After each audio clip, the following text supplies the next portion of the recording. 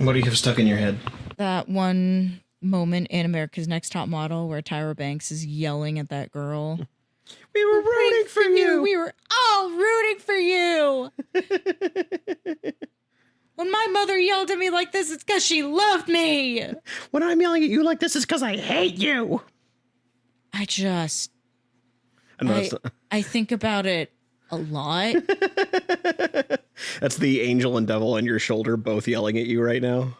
That's how I feel dealing with myself. See, now that now that we've talked about this, I am both caretaker and animal. Yeah, that we've discussed this inner monologue being Tyra Banks, I'm picturing it specifically being Jiminy Cricket.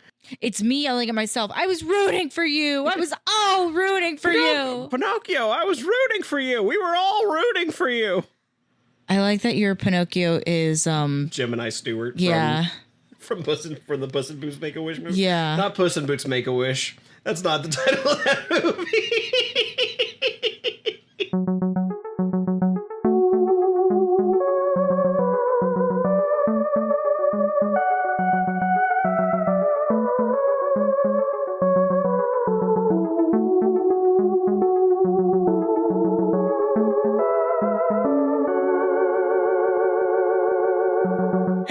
And welcome back to another episode of Who is My Doctor? Who is my doctor? Who is indeed. I'm your host, Zach, and I know a lot about Doctor Who. And I'm also your host, Cassie. And I've circled back. I think I know just enough. I don't need to know a lot. Well, you bounced back pretty quick. We've been going back and forth just outside of the pod about fandoms that we aren't super crazy about. Uh-huh. This is one also. I'm good just kind of being on the outside. I don't need to be a part of it. Picture of Cassie at the party in the corner. They don't know that I know everything they do. Yeah. That's me. We are getting back to the modern series again, returning to the story of Mr. Peter Capaldi, the 12th Doctor. Oh, I just remembered that this season is all two-parters. It's not all two-parters, it's mostly but it's a lot. It's more two-parters than most, for sure. Do you know how freaking McBusy I am right now? I don't have time for two-parters. Yeah, right? And the edit's going to take so much longer, too, for these. It's just a bad time all around, but we're doing it because we stick to our principles. You do. Anyway, today we are watching Series 9, Episodes 1 and 2, The Magician's Apprentice and The Witch's Familiar. That movie with Nicolas Cage and that other guy. You got it, Cassie. This is... and then Kiki's Delivery Service. This is the Doctor Who episode where he meets Mickey Mouse. Yup, that's absolutely what I was referring to. Yeah, The Sorcerer's Apprentice, which was based on the Fantasia sequence. Uh-huh. With... Kickless Nage, and I think is it Jay Baruchel? I think it's his name. I saw that movie once. My mom, big crush on Nick Cage, so she loved it. I've never seen it. I was like, it was absolutely forgettable. That's kind of what I heard, and that's why I didn't watch it. Yeah. You're not missing out on much. And then Which is Familiar, Kiki, Gigi. Another movie you haven't seen, like casting spells and, blowing cinnamon out on the top of the month to bring good fortune into the house. This is, I will say, I know why the first one is called The Magician's Apprentice.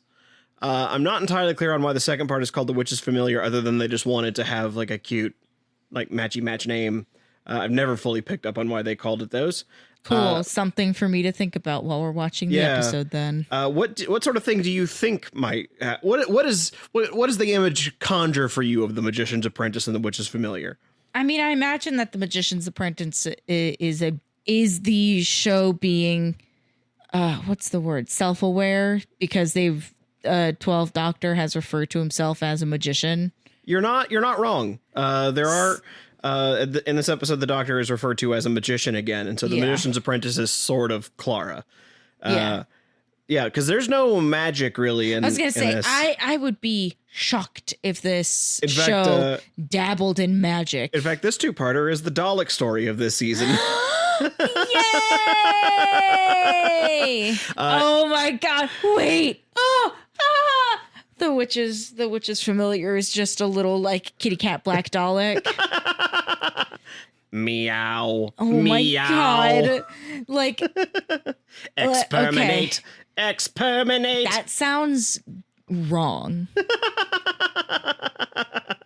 You're hearing too much of the S in purr. I think. No, I'm hearing experm. Yeah, it should be exterminate. Okay. I still hear sperm. That is one of my least favorite things in the whole world. The worst thing you can hear when you hold a shell up to your ear.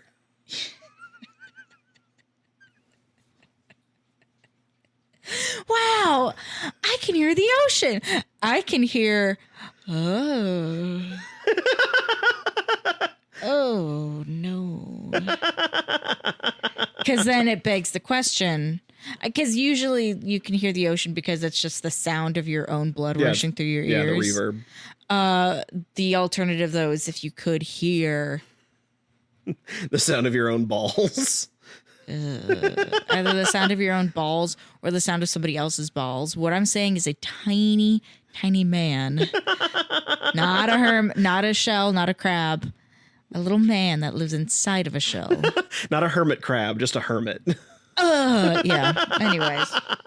Yes, this is the Dalek story of the season. Hooray! Both parts are Dalek. In fact, there's a lot of Daleks, and I don't mean like in the way where when we went to the Dalek Asylum and there was like that like sea choir of Daleks. Okay, I just keep on circling back. You know, like how at Disneyland you can make your own little droid. Mm-hmm.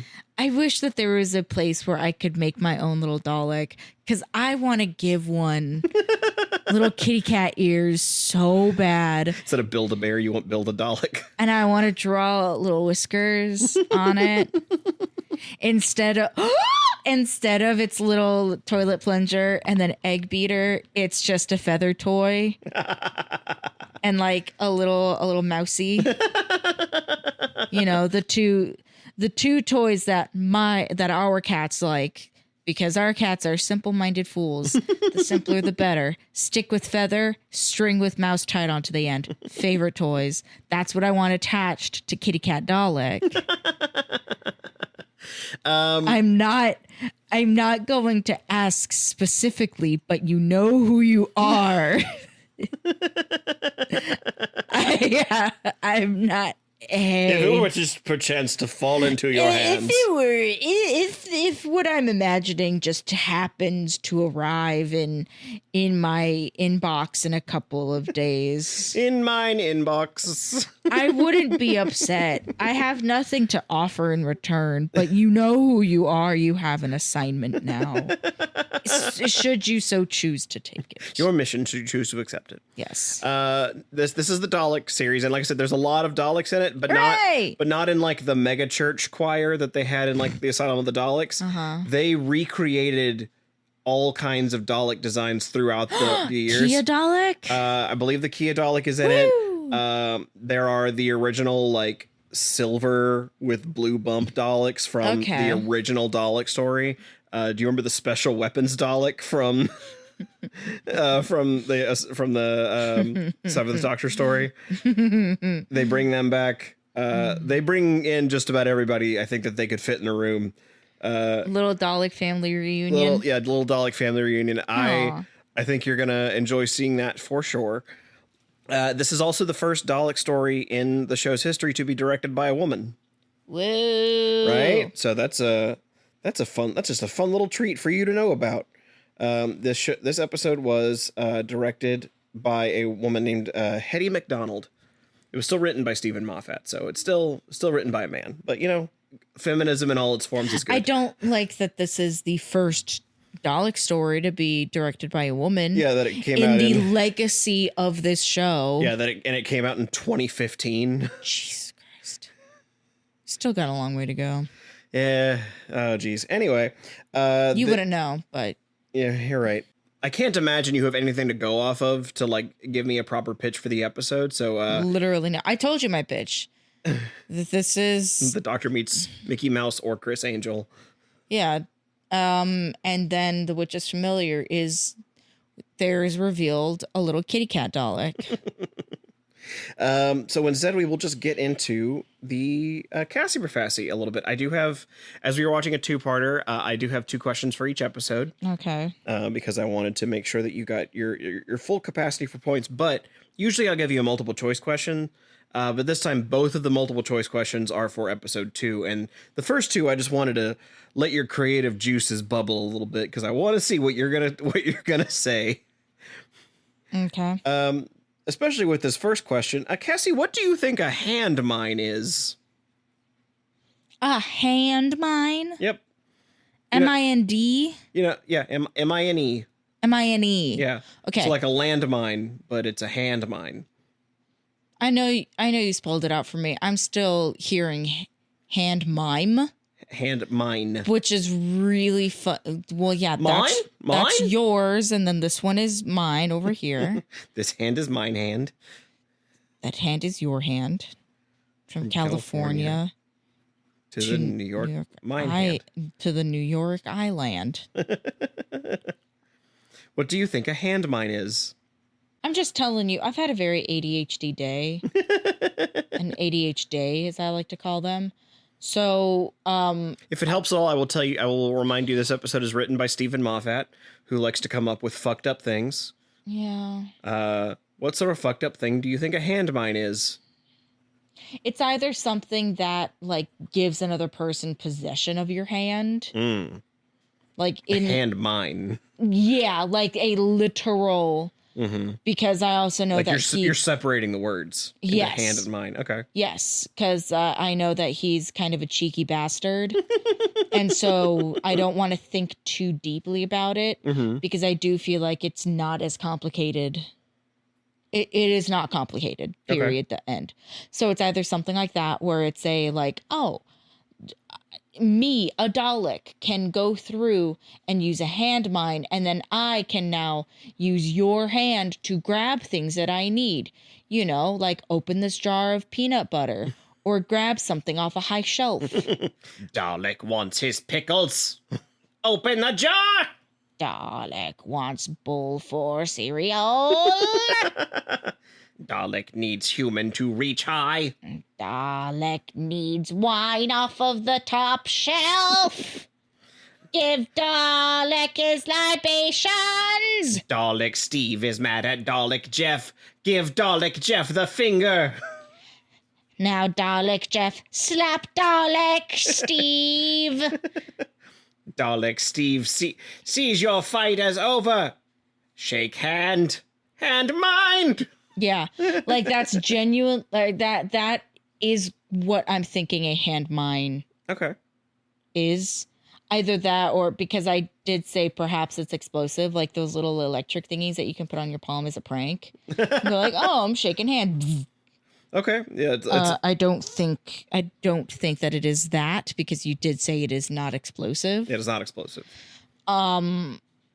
And my answer is funny, so I'm going to go with my answer. All right. So Cassie believes a hand mine is a piece of technology that lets a Dalek steal hands or utilize the hands of other beings. Yeah. All right. I'll take that. I'm using the Dalek. I'm using Dalek as the subject in this, but we'll just say it doesn't have to be Dalek specific, but yeah. the general premise is that it gives another something power over an individual's hands. Okay, gotcha. Hand mine, you know. Also in this first episode, the Doctor makes an entrance, not necessarily his first entrance, but he does make a pretty dramatic entrance at one point, playing what instrument? Oh, do I get any? I will tell you, Peter Capaldi actually plays this instrument in real life. Bagpipe. He's Scottish. That is profiling, and profiling is wrong. Am I incorrect? I mean, I guess we'll find out. Oh, okay. Do you know anything about Peter Capaldi's hobbies? Guitar? Like, I feel like I have seen him. Oh my God, no, wait. Oh, yes, I have. I have seen a thing popped up on my Instagram feed not too long ago about him being in a band. So I know that he sings. Yeah, he does I know sing. that that's a fact. Uh-huh. but I don't think the clip showed him playing any kind of instrument. Oh, that's so rude. I know it would have helped me out a great deal right now. Is it profiling to assume that the Scotsman plays the bagpipes? Perhaps. Literally every single Scottish person I've ever met, and it's several, have all played bagpipes. Okay. All right, so we're going to go So it's either that or it's guitar or bass, some kind of stringed thing. May I ask? It is one of the things you have mentioned. Damn it. Okay. Because you got on my case so much about about the bagpipes. Yeah. But I'm also going to be really upset if I try to do the right thing and not profile and then I'm incorrect. And it turns out you should have worked in stereotype. I mean, like, I'm a white girl that grew up in the 2010s. Yes, I know how to play the ukulele. Like, there are some stereotypes that are correct. Well, good news, you're prepared for any apology videos you have to make in the future. Like, you're a big dork. Of course you play a brass instrument. There are some profiles that are just correct. So you're gonna stick with bagpipes?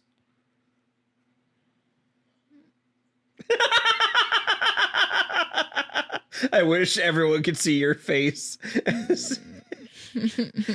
as you try to make, I think, your best impression of Puss in Boots. No, I'm doing the Tina Belcher when she's really anxious, but then Bob tells her to smile. And she's just kind of contorting and twisting her face, so she's still stressed, but she... Jesse's face is doing a blat. Is technically smiling. I'm going to go with the racist answer and say bagpipes. All right, bagpipes. I would rather be incorrect. You want to live with this image. I would rather be incorrect than be like, oh, you know what? It's guitar. It's guitar. And then have you be like, well, you're correct on your first instinct. Me just be a total dick to you. It wouldn't be the first time, bub. Hey, you know, I don't try to do that. That's not it's not what I live for. Would you like a bonus question? Sure. In this episode, we meet a person. This being is comprised of several animals really working together to form one creature. Are they wearing a trench coat? Yes, sort of. Oh shit! They're just wearing like a Jedi robe, basically. Can you guess what animal? His name is Colony Sarf. Can you guess what animal makes up this colony? It is animal. It is animal. It is not bug. It is not reptile. I mean, those are animals. Okay, but it is not. So will you tell me, because I know a lot of animals. Okay. Can you boil it down to one of those categories? Okay. Insect, mammal, reptile. This is a bonus question, though. Okay. I got both of the first questions wrong. You can at least. It is a reptile. It is a reptile. Okay, that changes things. Okay. Because I was going to say ants. Okay, reptile. What was his name? Colony Sarf. Okay. Oh no, because I'm scared of lizards. And that's just very scary to think about, a bunch of little lizards. But then also snakes make sense, but that I don't think you would be quite so calm asking a question such as this. This was a bonus question. Is it a bonus because the answer frightened you so? You also don't have to take it because you've already got your two questions. Snakes. So. I'm going with snakes. Why's it got to be snakes? All right. The visual of that is way more interesting to me than... So if you're correct, you just get a free point. You don't even have to count it. Doesn't even count as your total questions because I've only got two questions for the next because I got episode. all three of these wrong. So. Well, we will find out together then if a hand mine lets Daleks or some other creature control other people's hands, if the Doctor makes an entrance playing the bagpipes, and if Colony Sarf is made of snakes. And we will find out together as we watch episode 1 of this two-parter, The Magician's Apprentice.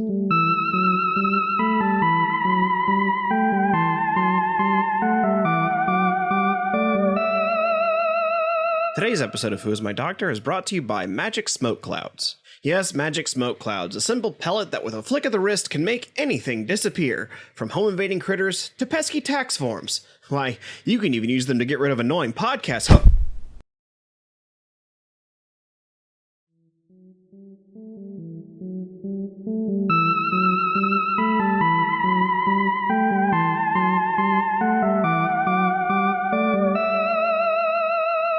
And we are back from the Magician's Apprentice.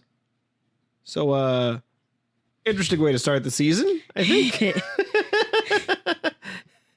Everybody dead. Hey everyone, welcome back. How long was the distance between last Christmas and this? 'Cause I feel like it was several months. Yeah. Yes, that's what I believe. I mean, I could look up the exact date. Or you can just guess. I believe this was like in the summer after that.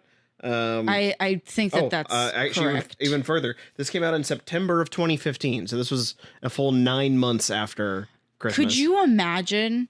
Yeah, Doctor Who is back. Oh. Whoa, Missy's back. How's she back? And we're gonna and more Clara too, and then.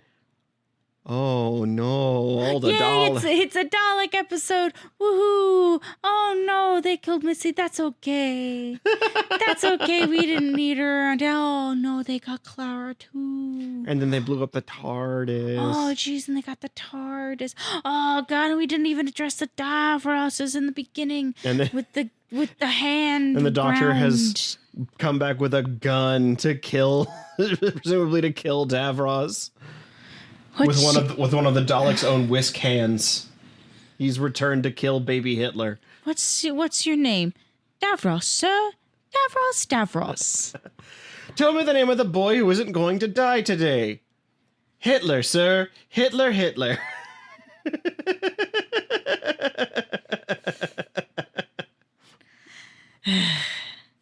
Yeah. I mean, there's so many other names now that we could throw in there.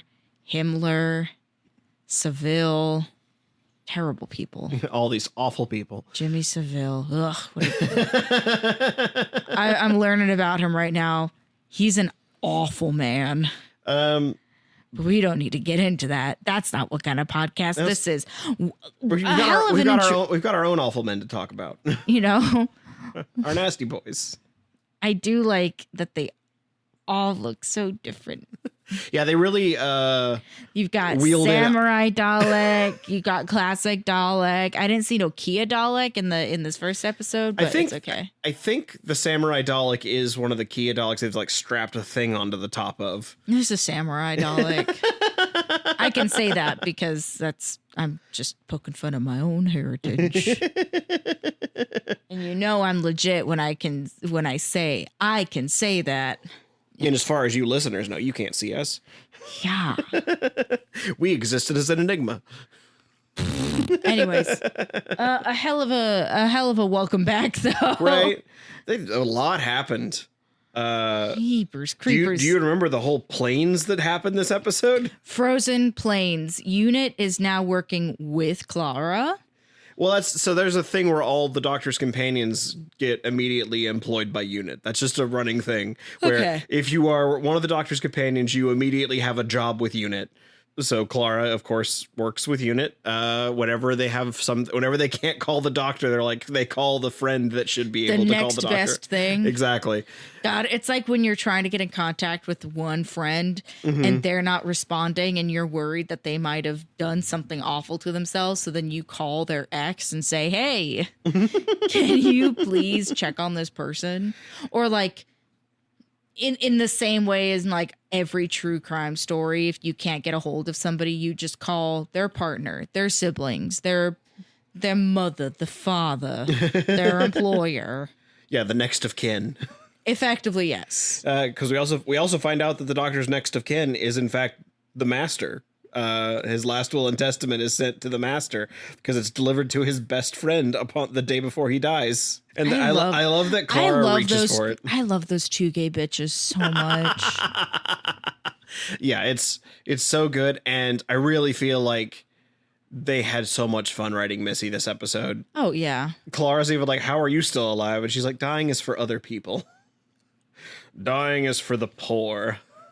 Like, that's all the explanation you ever need for the Master is just like, yeah, I didn't want to. I didn't feel like it.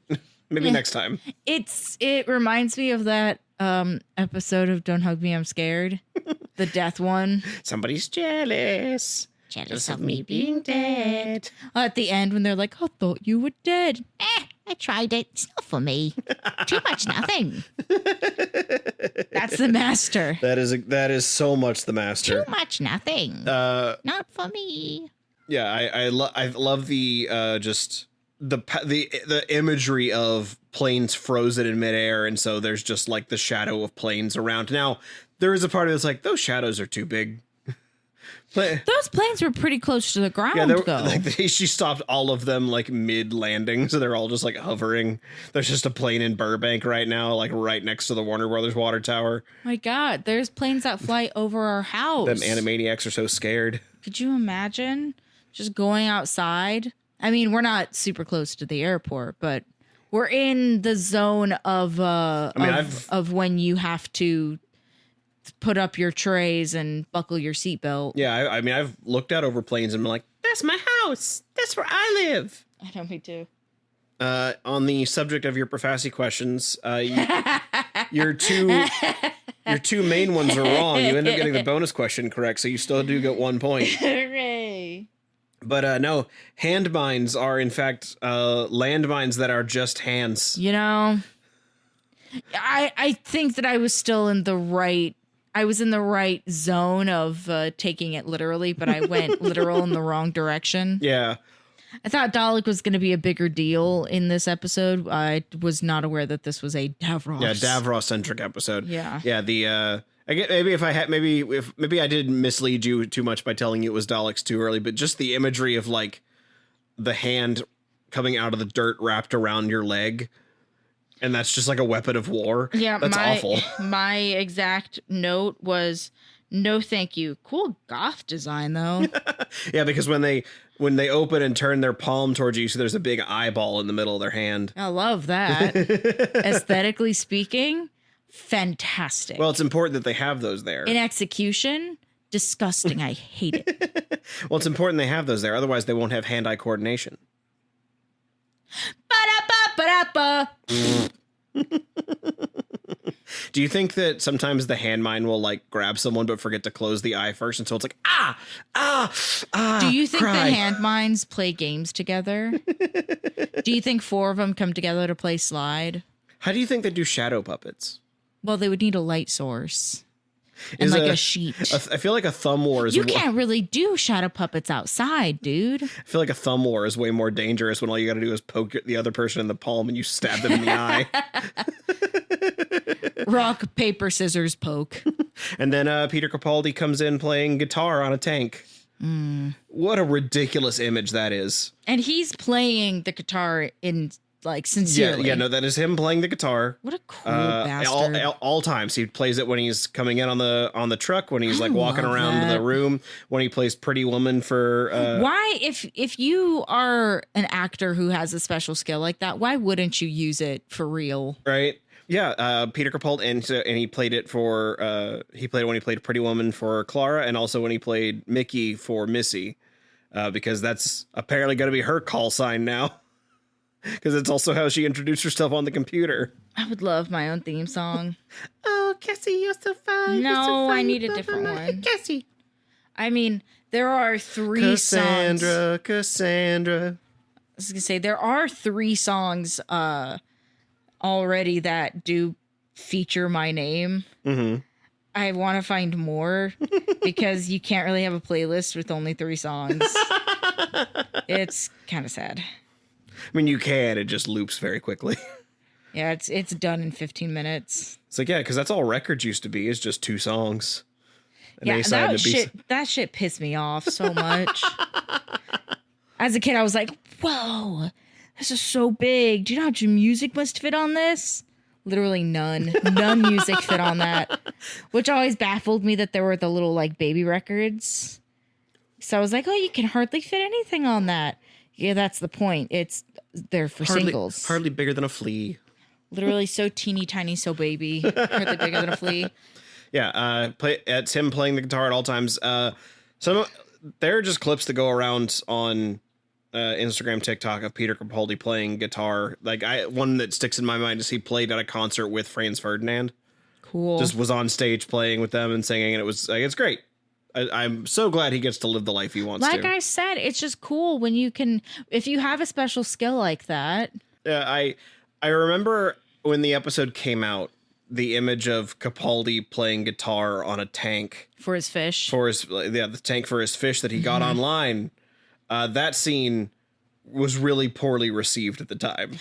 Here's the thing is even when we were watching it, I went, like, I know that they're in Essex. I know that this is a time traveling show.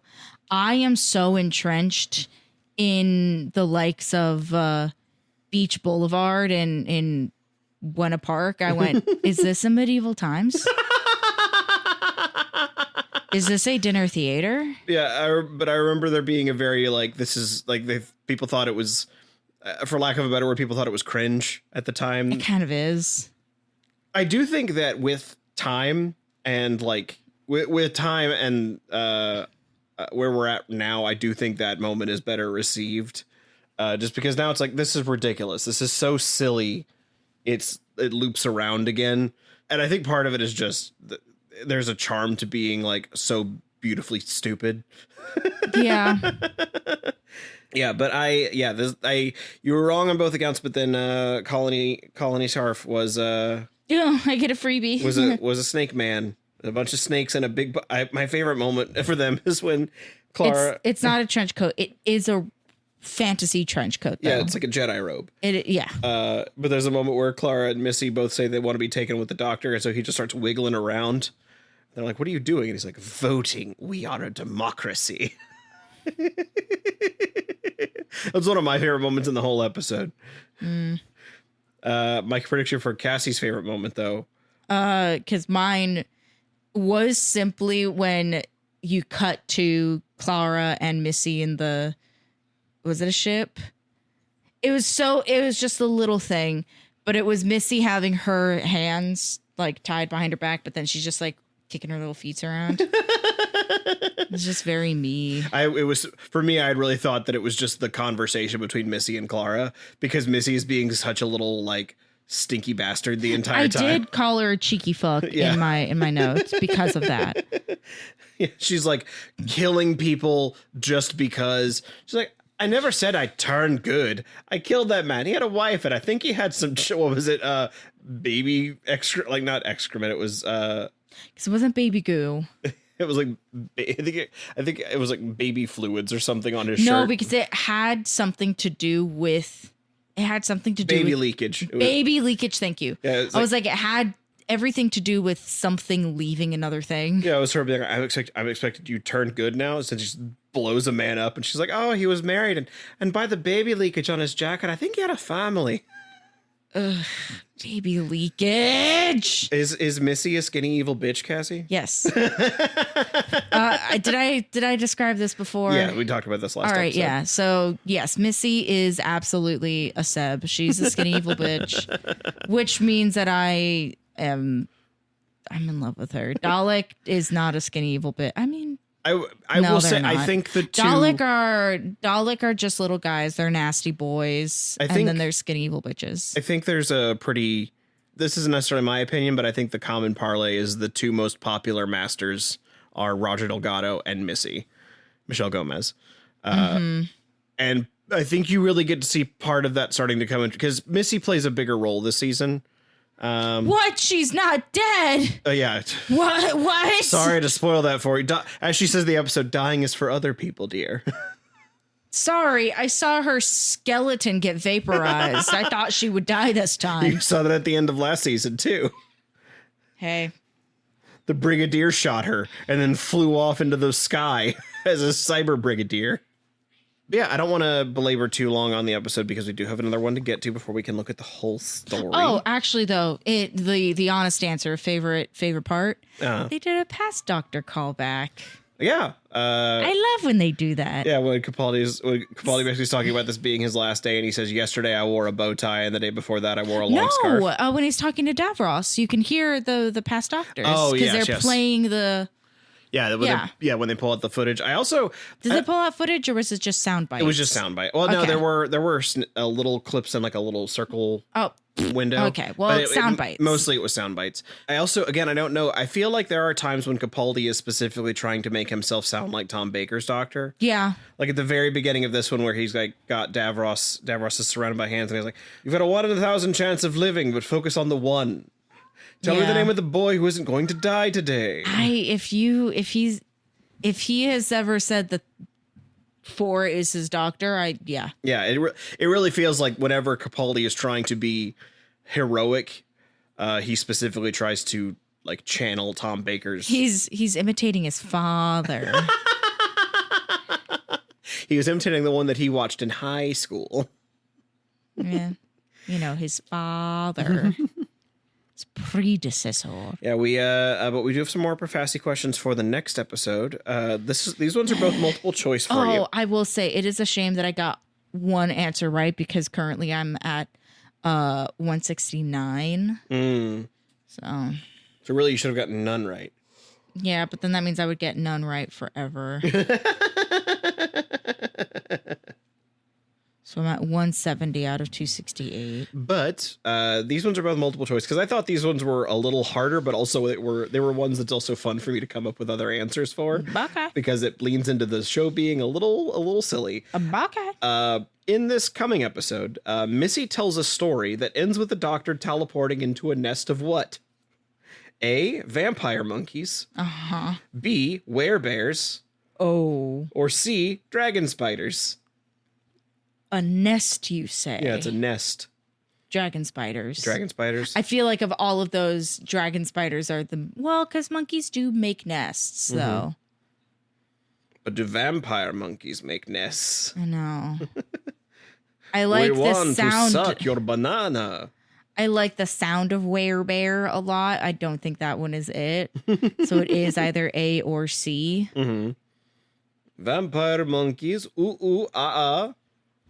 Or dragon spiders. I like dragon spider. Let's go with dragon spiders. All right, dragon spiders it is. Yeah, I want to get this show on the road. And also in this episode, the Doctor finds a way to stop Davros in his tracks. How does he do it? A, he magnetizes his chair in place. Oh, no. B, He casts hold person, increase gravity. B, he makes Davros pass out. Or C, he just straight up steals Davros's chair. Oh my God, he steals his chair. I don't think both of them are C, but I want to see that so bad. He absolutely just yoink. Just picks him up and throws him on the floor. I got your chair. I got your chair. If you want me to guess wrong, if you put in answers that I simply like, I will always, always choose those. Well, that means we will find out together if the Doctor teleported himself into a nest of dragon spiders, and if the Doctor just straight up steals Davros's chair as we watch The Witch's Familiar.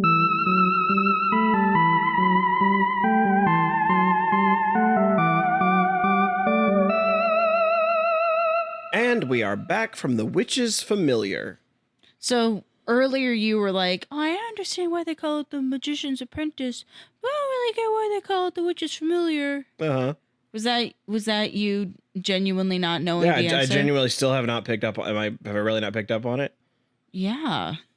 What's the... Missy is the witch in this case, and she's working with Clara in this episode. Oh, so you're thinking Clara is both of them? Well, because she even refers to Clara as like a pet dog. Typically, a witch's familiar is not necessarily their pet, but it is something that's not like, oh, I'm studying under this person. I'm gonna learn how to do what they do. It is literally like, oh, this is a thing that I take care of. So you think the witch's familiar isn't Clara? It's specifically Clara in the Dalek suit, in the Dalek tank. Perhaps if that's the take that you want to get on it, but like, it is to the Doctor. Clara is his like apprentice, somebody that is aspiring to be like him. Mm-hmm. But in the case of Missy sent Clara to the Doctor, so in some ways Clara is the Master's like emissary. The way that Clara is working with the Master is more akin to, like, in that particular context, Clara is working for Missy, not with her. Yeah, I would agree with that. So, yeah, I mean, that definitely. You're welcome. I figured it out. But she even says it in the episode. Does she really? Yes. What did she say? Every miner needs a canary. Oh, yes. Yeah, every miner needs a canary. I heard you go, whoa. What an awful thing to say. I'm going to send you into danger. So what do you think of our intro for the season? I liked it. Yeah, I think this is pretty good. At the time, I had definitely like groaned at quite a lot of stuff in it. The guitar on the tank, the Sonic sunglasses. I don't like the Sonic sunglasses. I do think that is rather silly. I do appreciate that the Sonic sunglasses exist entirely as just as Stephen Moffat wanting to tell people to go fuck themselves. It's something where the Sonic sunglasses could only exist during this time when there weren't meta glasses. But for me, it really is just like, there's a part of me that appreciates the take of, you guys are taking this silly space show way too seriously. You need to chill the fuck out. And we're going to remind you it's a silly space show with the man Sonic sunglasses. On the one hand, I'm a little disappointed that they are simply Ray-Bans. But on this other hand, I'm very happy that they're not Spy Kids glasses. With like 4 different lenses in front of him. No, he's got instead of a sonic screwdriver, he's got rhythmic Ray-Bans. Like, I know that the silly Spy Kidsian design aesthetic comes in later with Chudy's doctor and his silly ass Sonic. Yeah, his Sonic remote. Yeah, Sonic remote and then Whitaker's Sonic dildo. Hey, volcanic rock Sonic dildo. It detects vibrations, so yeah. Does it suck though? It's got 3 settings. Anyways, I like this 2-parter. I think in coming back to it, I feel like I enjoy it a little bit more every time I watch it. I really like that the show. They have these moments of telling you that the doctor is like figuring out the solution to the problem, even without that's just the way the doctor operates. The doctor is constantly solving the problem in like nanoseconds of time. Mm-hmm. And so I do like that. That's sort of what happens, is that the doctor just knows enough information, even if he's not the one exploring the sewers. The doctor knows that they're there. Mm-hmm. He's already put that in his like mental calculations, and he already knows how he's going to turn this around at the end of the day. I mean, I'm going back in my classic doctor history. The doctor was not one of the ones that spent 500 hours jumping through the catacombs underneath Scaros. Yeah, no, that was the master. That was the master in the Curse of Fatal Death. Yeah, okay. I've spent 500 years crawling through the sewers. Stephen Moffat really likes these Dalek sewers, man. These shit sewers. Say what you will. You can argue up and down, left and right, that they are the remains and decaying. It's shit. It's doo-doo lick. It is, yes. Number 2 lick. Number 2 lick. Ew. Ew. Excrement. Excrement. Ugh, I'm gonna barf, Zach. You're telling me, man. I like that's what it looks like to me, though. It's just that they were like, oh, they're in sewers, and they went, okay, cool. That means poop on the walls. That's what it looks like. Shit on. But no, the walls. they're just Daleks that are decaying. That's funny because they don't look like little squids. Do you know what the Dalek word for sewers is? Graveyard. The word for sewer is the same word for graveyard. Missy is just that. The only reason she wasn't chewing the scenery is because it was made of poop. But otherwise, she absolutely wanted to chew every scene she was in, and I absolutely adore it. Just the she has to. When Clara's like, you can't kill a Dalek with a brooch, and she's like, sure you can, just shush. And then as she's Missy is D&D coded. And then as she's poking holes in the Dalek, she's giving like a yippee-ki-yay Southern American accent. Just yeah. Missy belongs in a D&D campaign where anything is possible. Anything is possible as long as you're rolling well. One of my favorite like full circle moments for Missy is when they're in the first episode. There's that moment when they're in Essex, and the doctor's being called to go like Davros is dying and he wants to see you. And he's like, Davros is my arch enemy. Why would I go see him? And Missy's like, excuse me, Davros is your arch enemy now. I'll scratch his eye out. And then at the end of the episode, it's like, lovely to meet you. Boop, pokes him right in the eye. Mm-hmm. I love when things pay off like that. I mean, you've brought up Davros's eye. Yeah. We can discuss his wizard eyes. Yeah, he's like, I've brought the doctor here to help. I do. He's like rolling around and like making a whole pity party, and he's like, "Doctor, let me look at you with my real eyes." And with you my watch wizard eyes. They let the actor see for a couple minutes. Look, Davros, look with your special eyes. My doctor. My doctor. I know it's just old man space aesthetic. There's something very Palpatine about Davros. I do kind of wish that because the makeup is so good that just seeing like regular old eyes. I kind of do wish that they either put some kind of, I mean, it's fucked, but some kind of dye or something in them to either make them like really yellow. Like, I think if they made them cloudy, or gray. Yeah, just like the way that blind people's eyes look. Or like old dogs. Yeah. Like I get that they were trying. I think they wanted to like let the actor really come through. So there's a part of me that gets it, but I feel like the aesthetic of Davros is that he has not used his eyes in centuries, and so I feel like they should have like he opens them and they look, clouded over. There's like an eye syndrome that people have that I'm blanking on right now. Pink eye. Jaundice. Doctor, I have called you here to help me with this horrible case of pink eye I have. I'm thinking it's not a condition. I'm trying to remember the word. It's like the way that like predators' eyes glow, like the reflected, like the refracted light. It's the same thing that they did for the vampires in Sinners. There's a specific word. Glaucoma. That's what I was thinking of. Sorry, it's not the word I'm looking for, but I'm glad you found your word. Doctor, I have brought you across all of time and space, brought you to the infirmary where I expect to die, to ask you one simple question. Does this rash look concerning to you? Do you or do you not feel bonita? Does the sunrise look bonita? Doctor, I can't open my eyes. Can you please help me see the bonita sunrise? Doctor, can you please describe the sun to me? Bonita sunrise sounds like the name of a drink. Bonitas. I mean, because it tequila sunrise. Exactly. Sunrise. Feels like a tequila sunrise pastiche. In the second episode, we get Clara's back in a Dalek again. Yeah. Yeah, what about that? Haven't had one of those since we first met her, and they shoved her right back in again.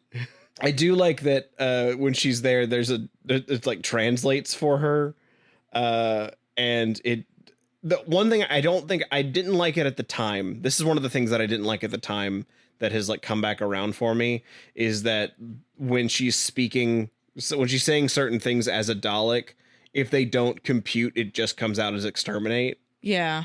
And so it makes you wonder if the Daleks are just like chasing around the doctor all this time going, I love you, doctor, I love you. Yep.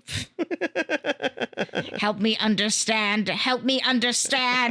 A whole new world. Meanwhile, he's hearing his exterminate. It's like, I don't know if you had the same experience as I did growing up. Mm-hmm. But I always found myself in the company of boys that didn't know how to express their feelings of like liking. Mm-hmm. So instead of being like, "Oh, here I like you. Here's a little treat," it would be, "I like you. I'm gonna punch you really hard in the arm." I like you so much. There was one kid. I think you're really pretty. You're cute. There was one kid that the only way that he could express like the way that, or like if he liked somebody, was literally by like jabbing you in the side so hard, which was like, in hindsight, I'm like, oh, he thought I was cute. But in the moment, I was like, oh my God, please stop. Please. I'm just picturing like there are other kids off to the side doing like wrestling commentary for it. It's like, oh, it seems like Jerry really likes Cassie. Jerry's coming at her with the chair. I mean, it was he must be in love, Tom. It was one of those things where it was like, it was really fun to sit next to this person in class because like they were just silly and it was fun to talk to them like during social studies and whatever. But it was also bad because then sometimes you would be in the middle of doing something and then you would just get in the rib cage. God, teenagers are so weird. It was this children. This was like 8th grade. But it is another great one from Clara's like translation into Dalek speeches that whenever she goes, I am Clara, it keeps going, I am a Dalek. I am a Dalek. It's like, it goes, Clara Oswald, Dalek. What's your name, Dalek? Dalek, sir. Dalek. Thank you. I was thinking that so hard, buddy. It's in my notes. Dalek, sir. Dalek. Are we just going to gloss over the Doctor sharing some of his regeneration magic with Davros? Then Davros just going, that is the one spot where you are weak. Your compassion. Your faith in your friends is yours. I'm like, literally, the Doctor is just like looking at this old bitch going, wow, you really are dying. Yeah, I like that they do make it, there is a part of it where they do make it feel justified. And it starts with the Doctor's like, do you know why I came? It's not because of guilt. A little guilt is good for you. I came because you're sick and you asked. And I'm like, that's a very like grounding, humanizing thing for the Doctor to be like, I want you to know, I don't mind that I left you stranded in a battlefield. You still could have escaped. Obviously you did. So I don't feel bad about that. Like I didn't come to like make myself feel better. I came because this is who I am. Yeah. And I think that's a really good moment for him. And then it does come around to like, it feels weird when Davros is like, yes, all my cables are connected to the Daleks. Oh, the Doctor's putting it together. He can kill all of them very quickly. Wouldn't you hate to do that, Doctor? Wouldn't you hate to kill them all? And I'm like, he's chosen not to kill the Daleks so many times. It feels like it's a weird conundrum to put him in when he's already definitively decided he will not do that. The Doctor and the Daleks are like Tom and Jerry. Tweety Bird and Sylvester. Peter Capaldi just turns to camera. Ah! I know you were trying to do a scream. It did sound like you were just making Pee-wee Capaldi Pee-wee Herman. Today's secret word is Dalek. Yeah. Ah! But they do find like some really nice moments between the Doctor and Davros. We find out they're all bullshit basically. But you know, but the Doctor's like, I'll give you a little so I'm just gonna share with you. Sup one mind bosom and I will feed you. Don't you tell nobody I'm doing this. It's like, don't you tell nobody. I may lose an arm or a leg, or I might be really little in the future. Now that did open up a reality to me where there is a future Doctor that is just like 3 Peter or 4 Dinklage. feet tall. Yeah. Oh my God. Could you imagine? I said Warwick Davis before, but Peter Dinklage as the Doctor would be fucking incredible. Yeah, I do. Because Peter Dinklage is funny too. And he looks good in all kinds of silly outfits. Oh my God. He could be the Doctor that brings back dressing up. Yeah, I'm sorry. I'm living in a reality where Peter Dinklage is the Doctor. Just give me 5 more seconds, please. Because I'm imagining him in Three's outfit, and I fucking love it. Hat and all. Yeah, I do think that would be fun if they did it as a callback to just be like, yeah, you blew so much regeneration energy that, you know, but now we've hired an actor who only has one arm. or, you know, has a prosthetic leg, or is just happens to be a dwarf. And they just use that as an excuse to like that it's just that some of them were there wasn't enough energy there to make the normal size one, so we get something a little different. Oh my god. I would love that. That's called making your bed and lying in it. I mean, I also just think it's a fun way to like explore other angles, like explore new versions of the Doctor. Like, yes. Because they, without spoiling too much, they especially do it with Ncuti. Like Ncuti gets a lot of like exploration and being this character is black now in a way that I think they honestly those are some of his best episodes when they explore that. There's a part of me that wants them to do it more often because I feel like when they lean into it, they end up doing a pretty good job. And I don't know. I kind of feel like we're breaching a time where if the Doctor isn't going to exist for a while, then while we still have the Doctor, we might as well fucking just experiment and play. Do something really interesting and different. Why not? Yeah, exactly. Make the Doctor blue. Have you seen it? There's I don't know their correct pronouns, but they're a trans person that specifically is blue. Like they paint themselves every single day to be blue because they deal with such severe body dysmorphia not being blue. Bluty dysmorphia. So there is a reality where we just have a Doctor that's like, you know what? I want to be pink. I don't mean to be disrespectful to this person. There's a party that's just like, is that just the Blue Man Group?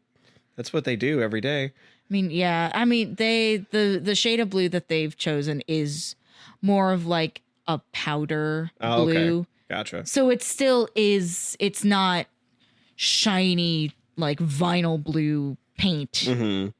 It is like what would be a flesh tone in a video game. Yeah. But yeah. All I'm saying is we could make the Doctor different colors. We could have them played by like a little person. We could have the Doctor be Asian. I think that would be really cool. Mm-hmm. Yeah, there's all kinds of things they just haven't really explored that they would have the opportunity to, especially in the UK. Literally, where you've got a sizable Indian population. If you had the Doctor be a furry, you would get that would be such an expensive season, though. Have the Doctor regenerate into a 2D hand-drawn animation. That would be so fun. A rubber hose Doctor the whole season. Every time you see him, he's just bouncing. Every single time he goes into the TARDIS, he comes out as a different anime Doctor. Anime Doctor.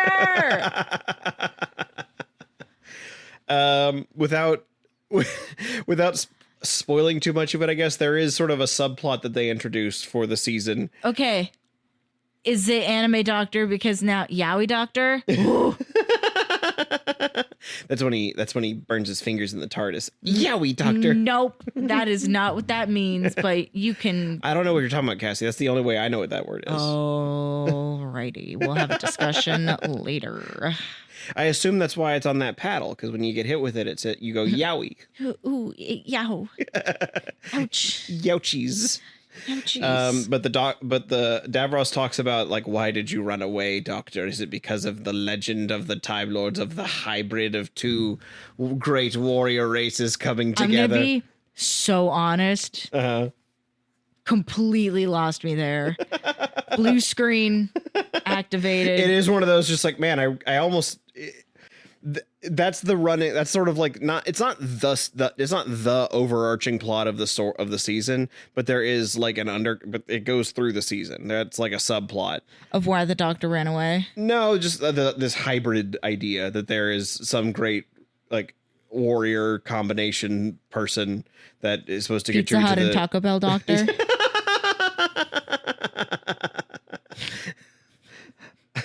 I got you with that one. It's pretty good.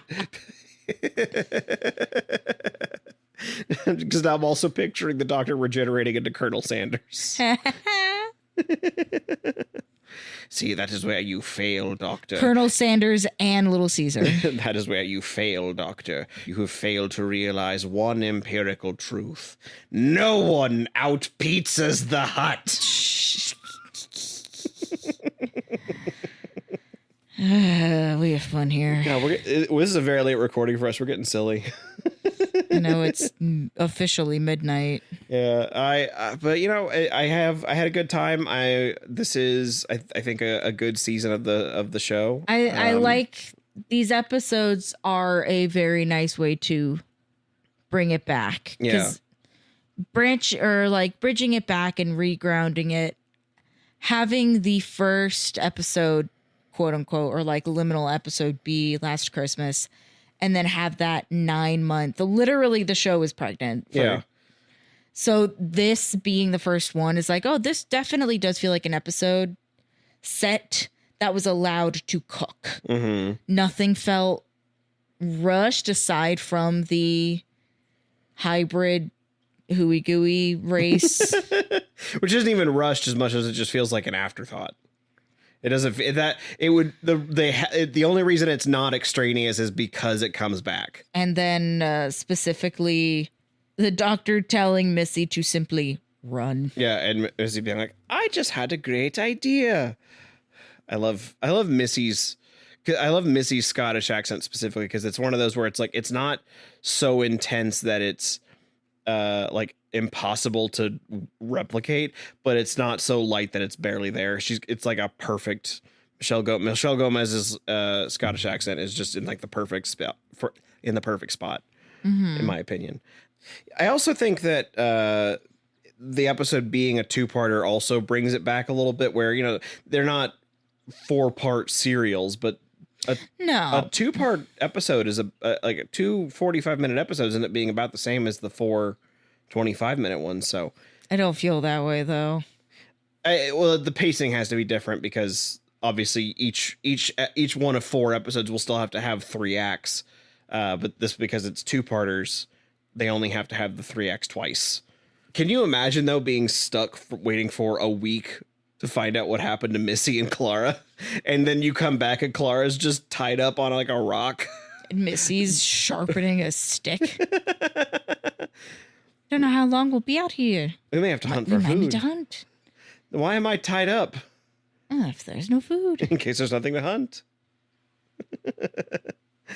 God, she's such a little stink. She's a little, she's stinky.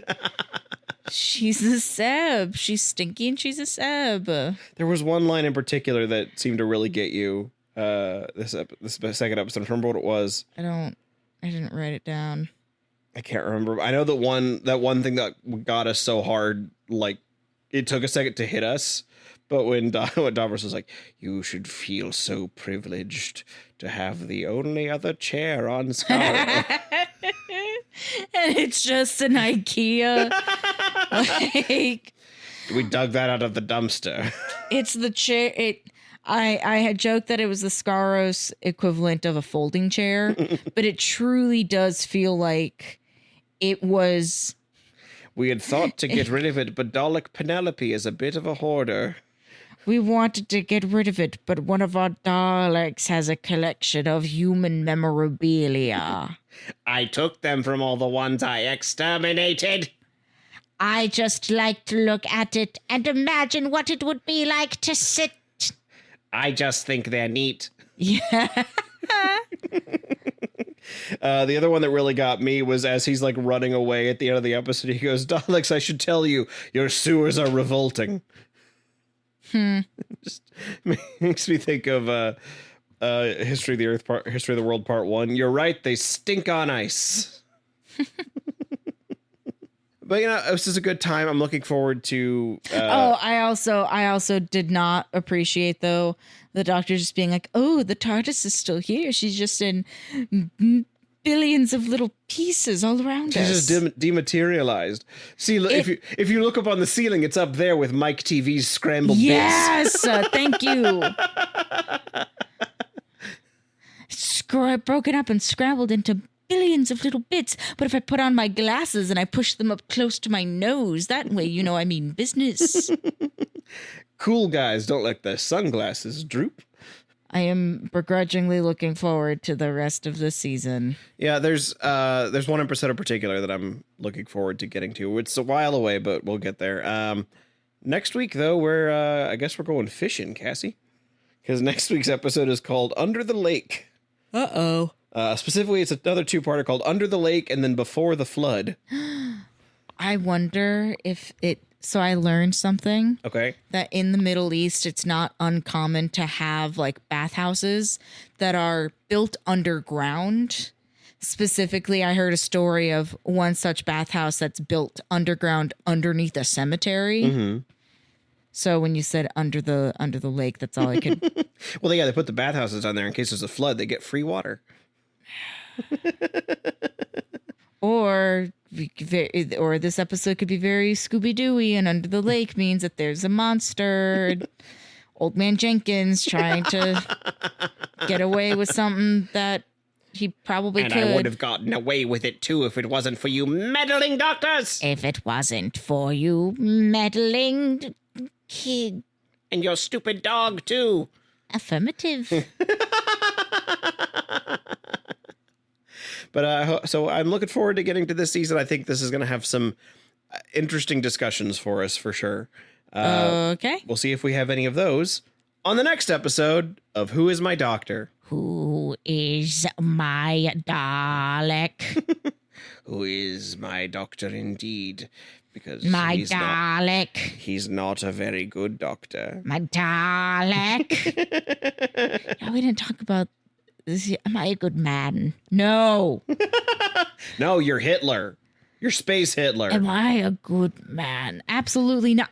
You literally redact that whole conversation, Davros, in like 5 minutes because you're like, I knew you would be your weaknesses. I like that the doctor doesn't answer his question. No. I was like, oh, you are dying, aren't you? Yeah. The doctor just goes, yeah. It's like, what's my duty of care in this situation? What sort of bedside manner am I supposed to take with the sun? With you want to look at the sun? All right, Grandpa, come over here. We'll watch the sunrise together. Oh, thank you. Oh no, I can't open my eyes. If only you could give me some of your youth juice. If only I could supple from your Time Lord teat. May I have some of your blood? Would you care for some tea? Anyways. On the next but he episode. is not a good doctor. And I just kind of laugh and I thought that was going to be way more of a weighty thing on the doctor, but then they just kind of, Yeah, the Davros just kind of turns around. I was like, oh, actually, no, I'm kidding. I suck shit. Anyway, on the next episode of Who Is My Doctor? Who is my doctor?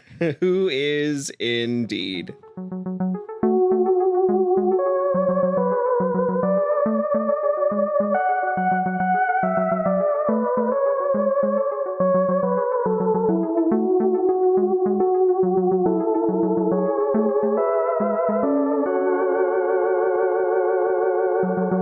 Hey there, everybody. Thank you all for listening to another episode. I hope you all enjoyed the mental image of a little kitty cat Dalek as much as we did. If you like what we do and you want to support us directly, you can find us over on Patreon at patreon.com/whoismydoctor, where for as little as $1 a month, you can get access to episodes of this podcast a whole week early. Special thanks, as always, go out to our Big Daddy Dalek patrons, Andrew Blewett, David Gansel, Travis Aiken, and Daniel Lindgren. Next week, we're doing some deep-sea ghost fishing, so bring your waders and your proton packs for next Tuesday, because your Tuesdays are now Who's Days.